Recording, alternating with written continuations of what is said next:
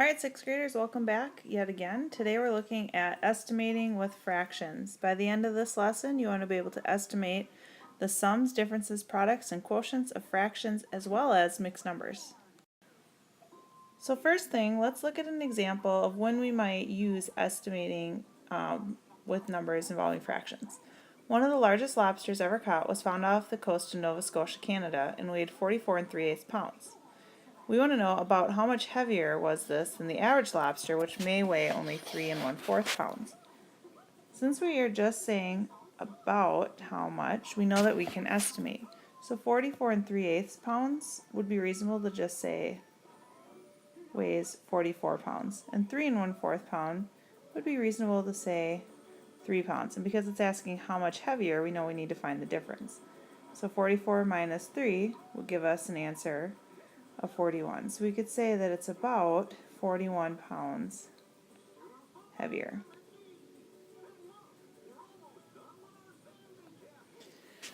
Now the thing about fractions is there's basically three different areas that we're looking at when we're rounding fractions. We're going to round to 0 if the numerator is much smaller than the denominator. So for example, if you had 1/12. We can also round to the nearest half because halves are easy to work with fractions if the numerator is about half of the denominator. So for example, we had 5/8. 5/8 is about half. And then we can round to 1 if the numerator is nearly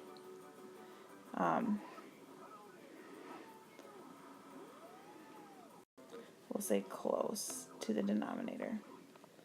So for example, if I had 14/15, that would be relatively or nearly close to the denominator. Now using that information, we can estimate sums and differences. So for example, 7/8, 7 is almost the same as 8, so we'll just say that's 1. 2.5 is half of 5, so 2 is about half, so we're going to say 1 minus 1/2. So our estimate here of 7/8 minus 2/5 would be that it's about 1/2.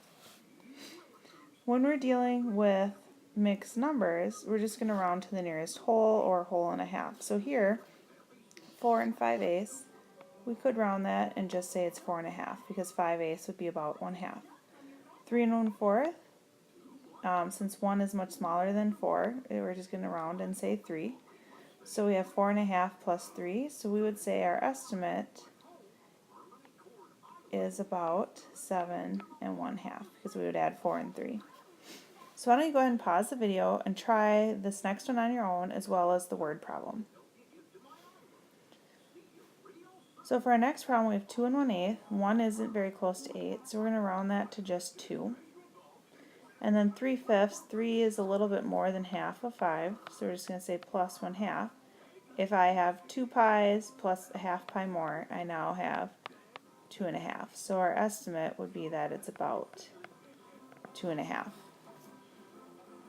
Now let's look at a real life example. The blue whale can grow to 33 3/5 meters long, while the great white shark may be as long as 4 1/2 meters. But how much longer is the blue whale than the great white shark? So we're going to start with 33 3/5. So let's start with our actual numbers. And because it's about how much longer, and we know about means we can estimate, we're going to subtract again. 4 1/2. So 33 3/5 we could say is 33 1/2.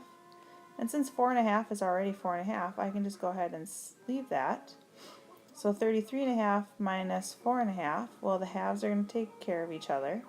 And then 33 minus 4 would be 29 meters. So we would know that it's about 29 meters longer. Now when we're working with estimating products and quotients of mixed numbers, generally you are going to do this by rounding to the nearest whole number. So you won't worry so much about the halves, whereas when we were adding and subtracting we might round to the nearest half.